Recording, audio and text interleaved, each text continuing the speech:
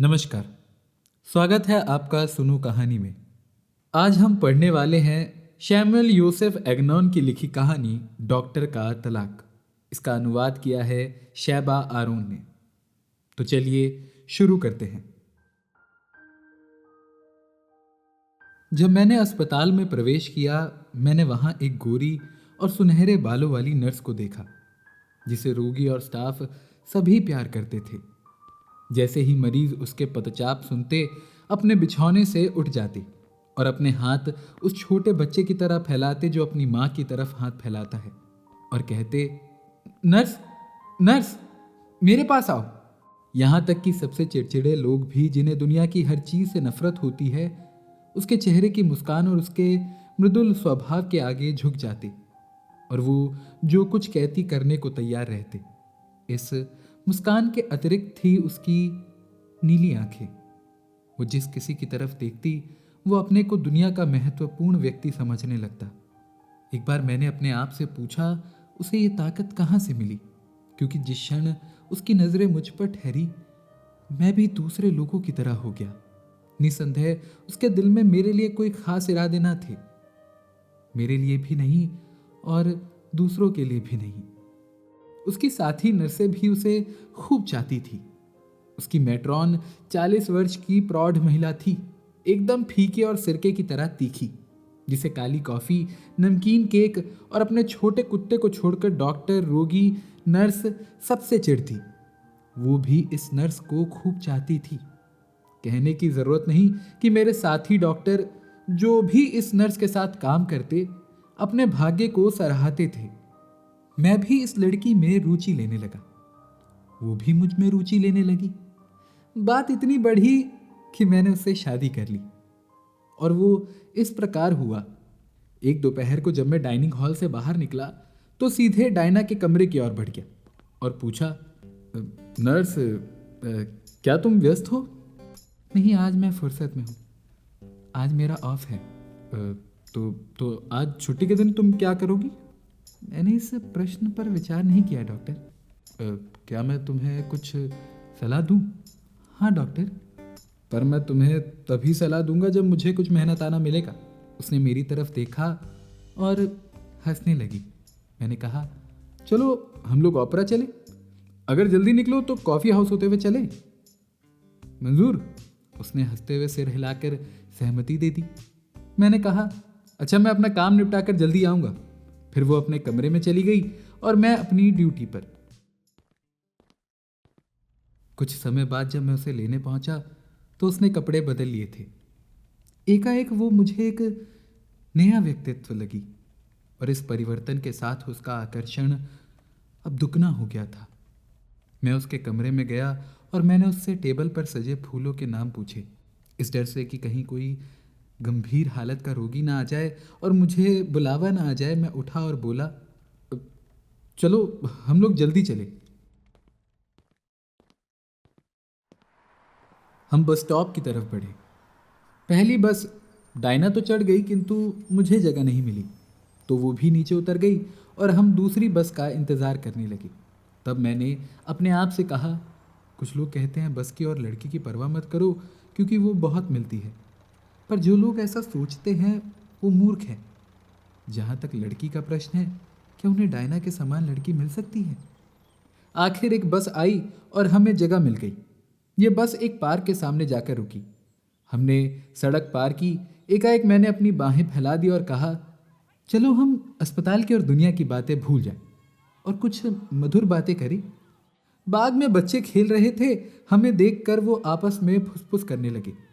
मैंने डायना से पूछा, जानती हो ये बच्चे किसके बारे में बातें कर रहे हैं?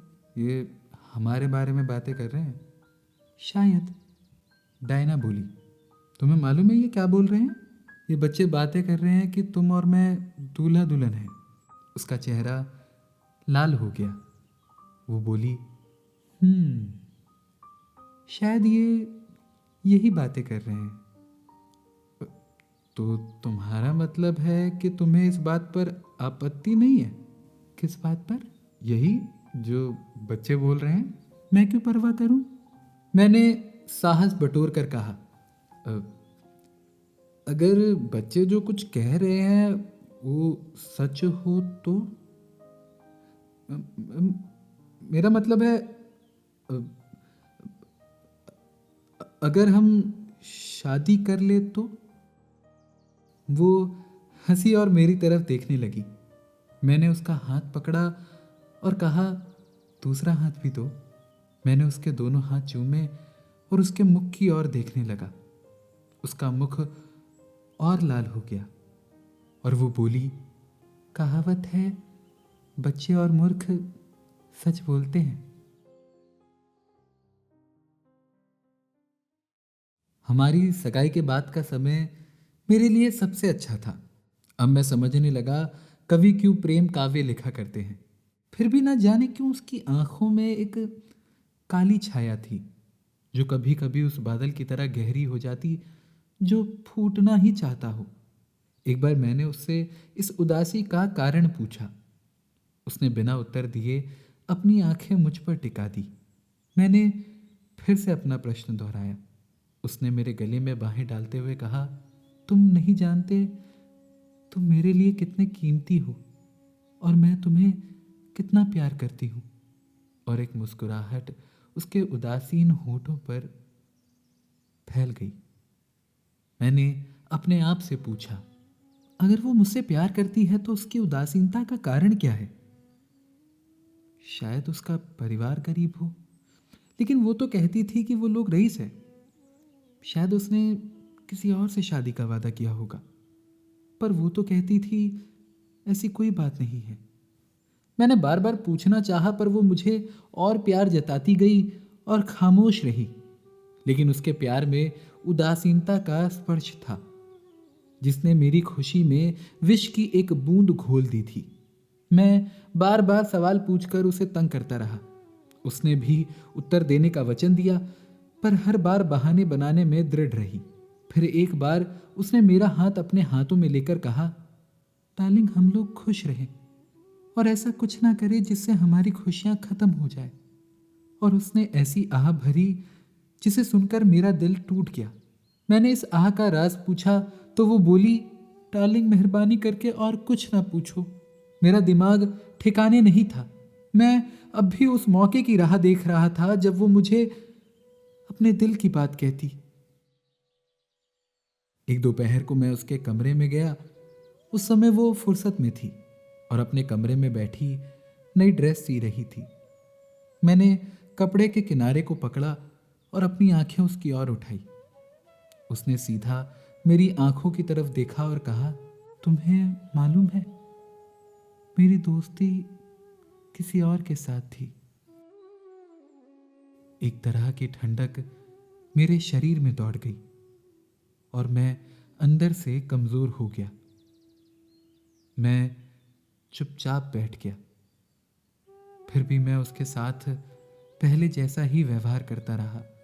सच पूछो तो उस क्षण भी वो मेरी नजरों से गिरी नहीं और सदा की तरह मुझे प्रिय लगी।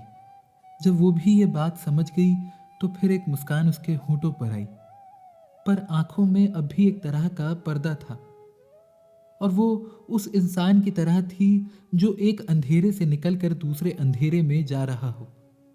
मैंने उससे पूछा, वो कौन था जो बिना शादी किए तुम्हें छोड़कर चला गया?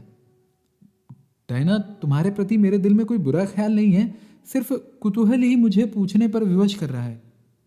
जोर देने पर उसने मुझे उसका नाम बताया। मैंने कहा, डायना, मुझे आश्चर्य होता है कि दफ्तर के एक मामूली क्लर्क ने तुम्हारे पांव इस तरह डगमगा दिए और फिर तुम्हें छोड़कर चला गया। इससे पता चलता है कि वो अच्छा आदमी नहीं था। उसने अपनी आंखें नीची कर ली और खामोश हो गई। उस दिन के बाद से मैंने उसे कभी अतीत की याद नहीं दिलाई। मैंने भी उस बात को दिमाग से निकाल देने की कोशिश की और इस प्रकार हमारी शादी हो गई। शादी के बाद हम लोग अपने हनीमून के लिए एक गांव में गए। निस्संदेह रास्ते में झरने थे, पहाड़ थे, घाटियां थी। उन्हें तो मैं भूल गया, लेकिन एक बात याद रही जो हमारी पहली रात को हुई। जिस होटल में हम लोगों ने रिजर्वेशन किया था वो बगीचे के मध्य में था और उसके आजू बाजू पहाड़ और झरने थे। जब हम अपने कमरे में पहुंचे तो मेरी पत्नी की नज़रें गुलाब के उन लाल फूलों पर टिक गई जो वहां सजाए गए थे।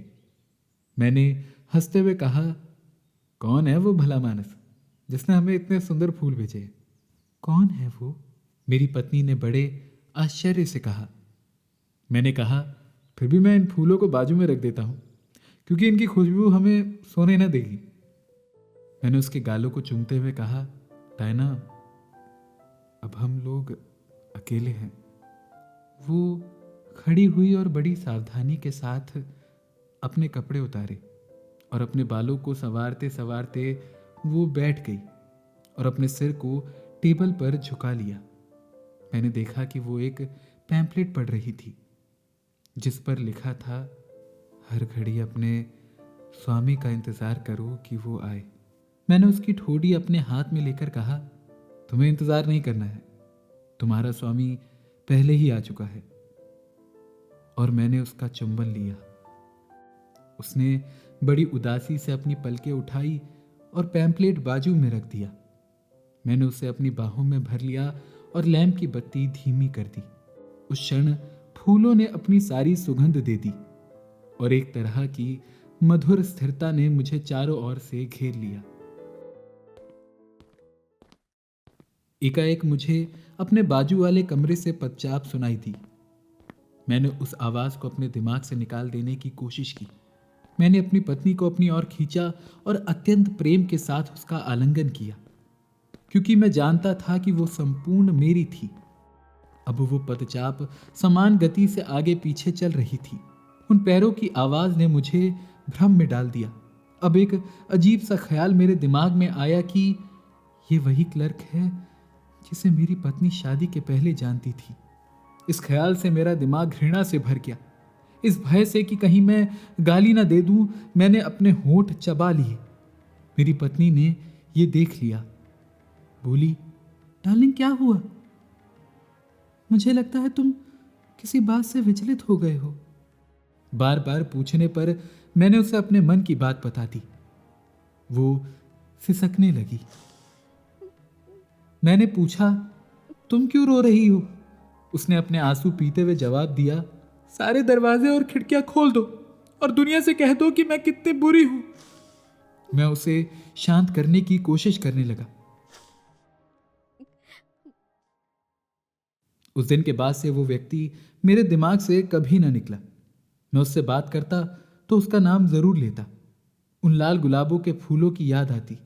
अब मैं समझ गया था कि मेरी पत्नी ने उस दिन उन फूलों को क्यों नहीं सूंघा था।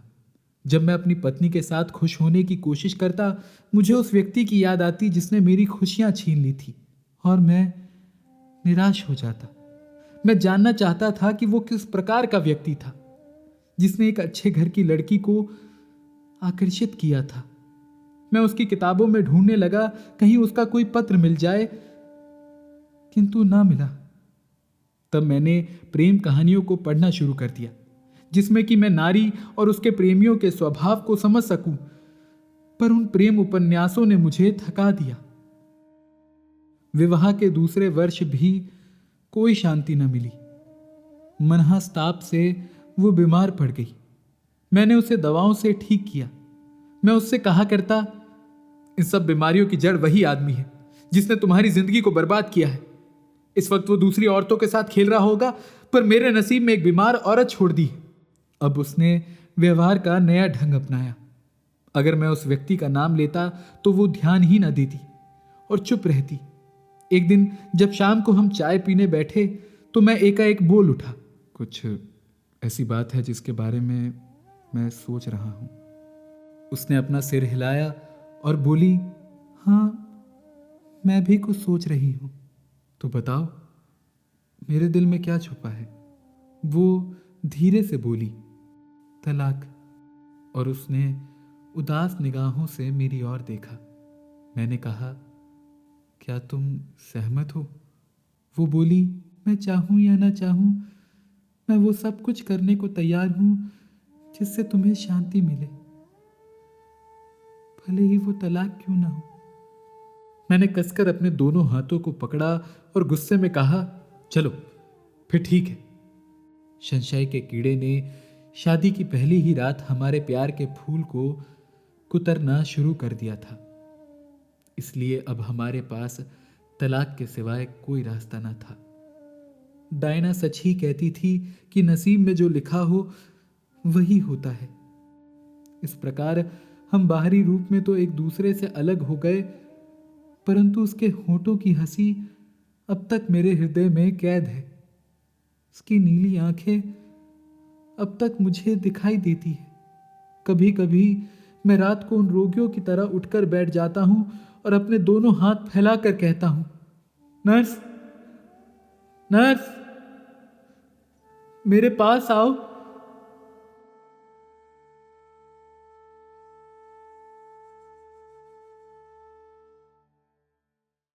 बस कहानी खत्म। उम्मीद है आपको कहानी अच्छी लगी हो, और कैसी लगी है ये आप हमें कमेंट में बता सकते हैं। और साथ ही आप हमें इंस्टाग्राम और फेसबुक पर भी फॉलो कर सकते हैं, वहाँ नए कंटेंट को देखने के लिए और साथ ही हमसे बात करने के लिए। चलिए फिर मिलते हैं किसी और कहानी के साथ। तब तक के लिए सुनते रहिए सुनो कहानी को। धन्यवाद।